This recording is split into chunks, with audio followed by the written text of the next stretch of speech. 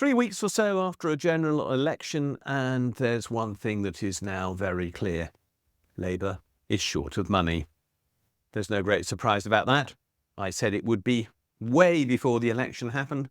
Every other commentator said that the forecast prepared by the Office for Budget Responsibility for the outgoing Chancellor, Jeremy Hunt, which Rachel Reeves has accepted as if they are gospel truth, would result in there being a shortage of government funding for essential programmes. And now the truth is very apparent. The crisis has come, of course, over the two-child benefit cap, but there are many more such issues to come from now on.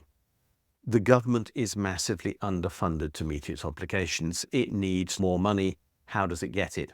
Well, I keep on talking on these videos about the fact that it could tax wealth more, and that's true. But that's not the only way in which the government could get more money.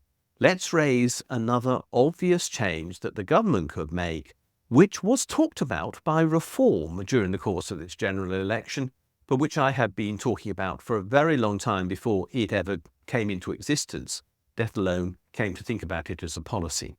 And that is, the government could stop paying interest on all the central bank reserve account balances that are held by our commercial banks with the Bank of England.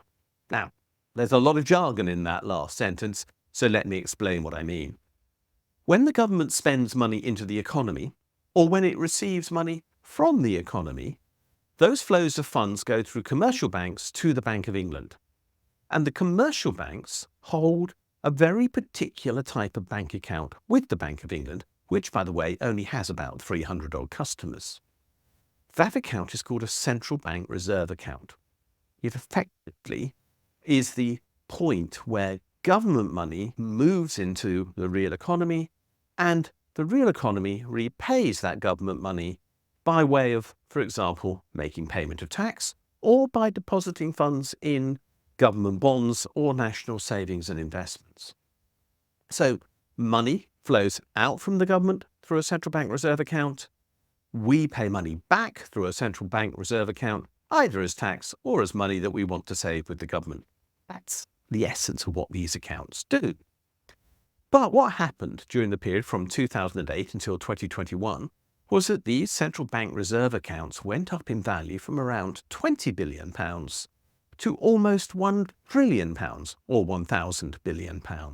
Now, they've fallen a bit since then because the government has been reversing what is called quantitative easing, and so they're now under 900 billion, but they're not going to fall in a big way anytime soon.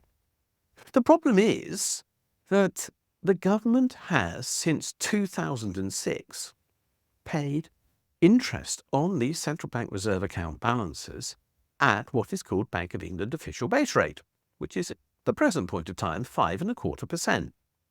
Now, when the balances in question were only 20 billion, who cared what the interest rate was? The total impact upon government finances was neither here nor there. But now, if you're going to be paying 5.25% on coming on for £1 trillion, you're going to be paying, well, something like 40 billion a year at present on these accounts. Now, it is said by the City of London and by some economists that it is essential that the government pays interest at this rate because this transmits the decision on official interest rates into the rest of the economy and therefore requires that everybody else use that rate. The only trouble with that theory is that the European Central Bank successfully transmits its interest rate into European economies without paying interest on all the central bank reserve accounts that banks throughout Europe have with the European Central Bank. And the Bank of Japan, which is the equivalent of the Bank of England, does not pay interest on all the central bank reserve account balances that it holds for commercial banks in Japan. So the Bank of England is a bit of an outlier here. It's paying vast amounts of interest that it appears do not need to be paid.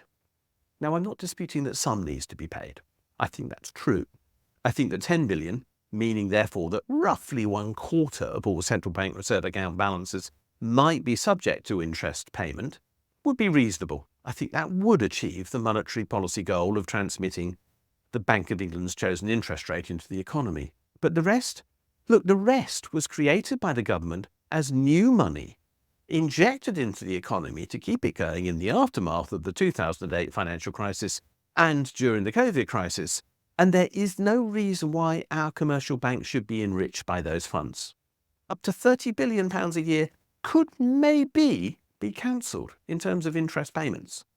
Although I should add that if that's the case, the banks would not, as a consequence, pay tax on those receipts, and so the net benefit for the government may be a bit over £20 billion a year.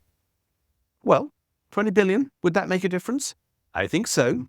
It would end child poverty. It would allow us to pay the whole of the backlog of pay due to junior doctors and restore their confidence in the NHS so they wouldn't all be leaving to go to Canada or Australia and somewhere else. It would allow us to pay for the special educational needs of every young person at school, primary or secondary in the whole of the UK. It would end the bedroom tax. It would restore most of the payments due to those with disabilities that have been lost during the period of the Tory government. It could restore the services supplied by local government. It could improve social care. A bit might go into the NHS. It's that big. 20 billion can make a real change to the way in which our economy is run and services are supplied. And right now, it's all going to banks. That makes no sense at all. Should they be enriched at cost to the people of this country who need essential government services or who require government support to be able to enjoy a full life as part of their community? I don't think so. I don't think banks deserve that money. I think other people do. This needs to be looked at. Just because reform picked up this idea does not mean that it should now be treated as out of bounds, not to be considered. It was always a terrible idea that interest was paid at this rate on that money, and it remains so whether they supported it or not. We need this change. The Labour Party needs to make this change, and it's one of those things that I really hope to see when Rachel Reeves stands up and delivers her first budget sometime this autumn.